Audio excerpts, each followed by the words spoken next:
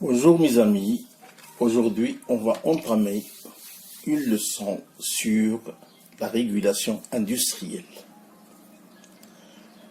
Je vais répartir cette leçon en 3 parties, c'est-à-dire partie numéro 1, partie numéro 2, partie numéro 3. Toutes ces parties sur la régulation industrielle. On entend par la définition de la régulation industrielle que la régulation est une discipline technique destinée à analyser, de concevoir des systèmes de commande pratiques et d'autres dispositifs, bien sûr, technologiques. Ce polycopie a pour but de présenter un exposé sur les fondamentaux de ce polycopie. Donc, une fois on a entamé sur la régulation industrielle, ça saute aux yeux les fondements des systèmes asservis linéaires. Il est défini, par exemple, aux ingénieurs physiciens, mathématiciens, ainsi qu'aux étudiants dans ces disciplines. Pour comprendre cet exposé, seules des connaissances de base en physique, ainsi qu'en calcul différentiel et intégral sont nécessaires. Les connaissances dépassent le niveau seront exposées, notamment des équations différentielles à la transformée Laplace. Se divise en 2 parties. Dans la première, nous étudions la technologie,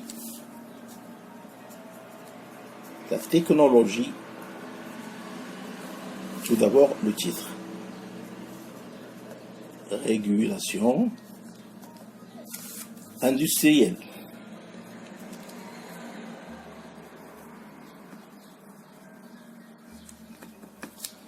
Donc on a entamé la technologie des systèmes asservis. La technologie, comme j'ai dit, des systèmes asservis. C'est-à-dire, chaque système dépend de l'autre. Les éléments constitutifs d'une chaîne de régulation, selon les méthodes pour résoudre les équations différentielles linéaires à coefficients constants. Les systèmes. On entame la transformée de Laplace.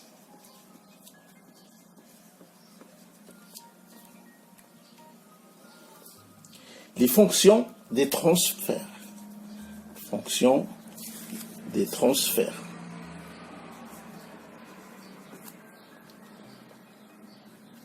Les schémas fonctionnels. Schéma fonctionnel. OK? Ainsi que l'application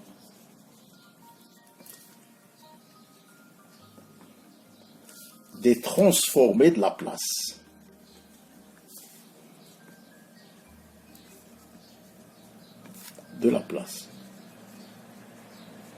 Alors, ces 4 systèmes dépendent l'un de l'autre. À la résolution des équations différentielles, dans la deuxième partie, c'est-à-dire de la leçon prochaine, Inch'Allah, nous étudierons 2 méthodes d'analyse et de conception qui sont les diagrammes de Bode et de Nyquist. Bode et Nyquist.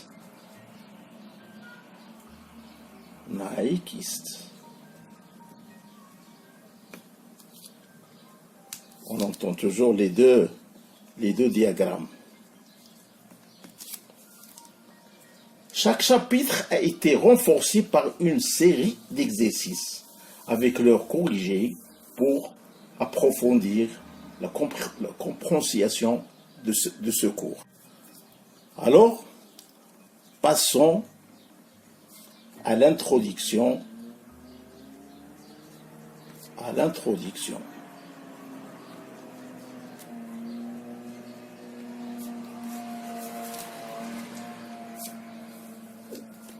On débute tout d'abord par quelques définitions.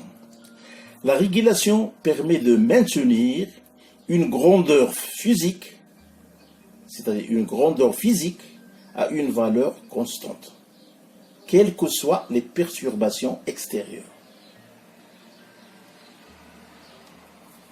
Ce signifie, l'objectif global de la régulation peut se résumer par ces trois mots-clés.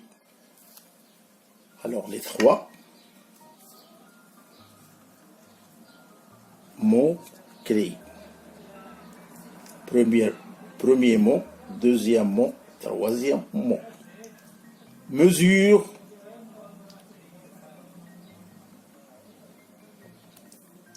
comparer et enfin corriger. Alors, c'est trois mots fondamentaux. Nous sommes donc amenés à effectuer des mesures pour obtenir certaines connaissances avant d'entreprendre une action. Ces mesures seront obtenues par l'intermédiaire d'appareillages spécifiques. OK? Dans ce cas-là, je vais prendre... bonjour mes amis. La leçon précédente, on a parlé sur la régulation industrielle et surtout les systèmes asservis. Maintenant, comme j'ai dit dans la leçon précédente, on va parler sur la structure d'un système asservi. Alors, ça, structure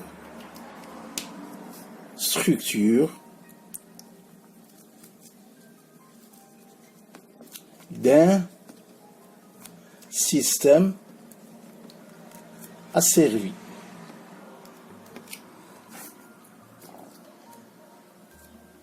Le principe de base d'un asservissement, comme système asservi vient du mot d'un asservissement, sont des opérations enchaînées.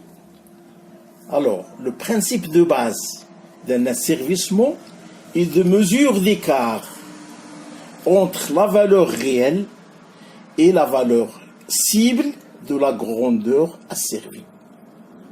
Dans la leçon précédente, on a pris un bac comme exemple. On le fait remplir d'eau. On a le débit entrant et le débit sortant. Maintenant, on va parler sur les liaisons entre ces systèmes-là. C'est-à-dire, comme j'ai dit, le principe de base d'un asservissement est de mesurer l'écart entre la valeur réelle, c'est-à-dire la valeur qui entre dans le bac, et la valeur cible de la grandeur asservie. On veut maintenir un débit bien constant et de piloter les actionneurs agissant sur cette grandeur pour réduire cet écart. C'est-à-dire, on va faire l'avant d'entrée, on va lui appliquer, par exemple, un positionneur et de bien régler le débit qui entre. C'est-à-dire, l'avant, on veut qu'il deviendra automatique. Bien sûr, par la présente, je vais faire le schéma fonctionnel. Alors, schéma fonctionnel. Le schéma fonctionnel. C'est une représentation graphique, comme la leçon précédente, graphique abrégée des entités entrées et sorties d'un système physique. On a notre débit entrant et débit sortant. on veut que le débit sortant soit constant à une valeur. OK?